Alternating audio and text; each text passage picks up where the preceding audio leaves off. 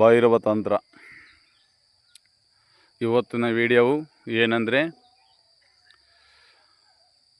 ಮೂರ್ಛೆ ರೋಗ, ಜ್ಞಾನ ತಪ್ಪಿ ಅಲ್ಲಲ್ಲೇ ಬೀಳುವಂಥದ್ದು, ಎಲ್ಲಿ ಬೇಕು ಅಲ್ಲೇ ಬಿದ್ಕೊಳ್ಳುವಂಥದ್ದು. ಡಾಕ್ಟರ್ ಹತ್ರ ಹೋದರೆ ಯಾವುದೂ ಔಷಧಿ ಇಲ್ಲ, ಎಲ್ಲ ನಾರ್ಮಲ್ ಇದೆ. ಹಾಗಾಗಿ ಸಾಯೋ ತನಕ ಗುಳಿಗೆ ನುಂಗಬೇಕು ಅಂತ ಹೇಳ್ತಾರೆ ಡಾಕ್ಟ್ರು. ಯಾಕೆಂದರೆ ಈ ಗುಳಿಗೆನ ಸಾಯೋ ತನಕ ನುಂಗೋದಲ್ಲ ಮುಖ್ಯ, ಇಂಪಾರ್ಟೆಂಟು. ಇಲ್ಲಿ ಆ ಕಾಯಿಲೆ ಯಾವುದು, ಅದಕ್ಕೇನು ಔಷಧಿ ಅನ್ನೋದು ನಮ್ಮ ವನಸ್ಪತಿಯಲ್ಲಿದೆ.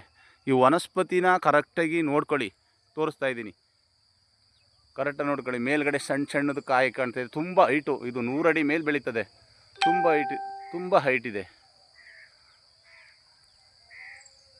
ನೋಡ್ಕೊಳ್ಳಿ, ತುಂಬ ಹೈಟ್ ಇದೆ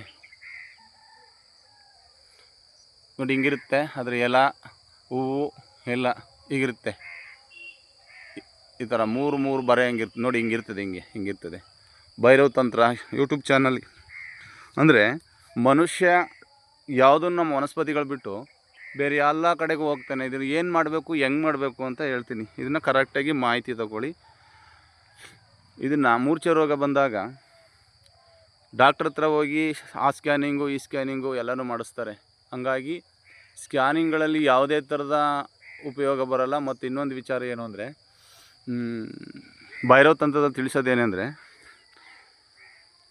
ಮೂರ್ಛೆ ರೋಗ ಮತ್ತು ಜ್ಞಾನ ತಪ್ಪಿ ಬೀಳೋದು, ನೊರೆ ಕಚ್ಕೊಂಡು ಎಲ್ಲಿ ಬೇಕು ಅಲ್ಲೇ ಬೀಳೋದು ಅಂತ ಇದಿರ್ತದಲ್ಲ, ಅವರಿಗೆ ಇದ್ದರೆ ಇದರಲ್ಲಿ ಕಾಯಿ ಬಿಡ್ತದೆ. ಈ ಕಾಯಿ ಬಿಟ್ಟಾಗ ಇದ್ರ ಹೆಸರು ಕಹಿ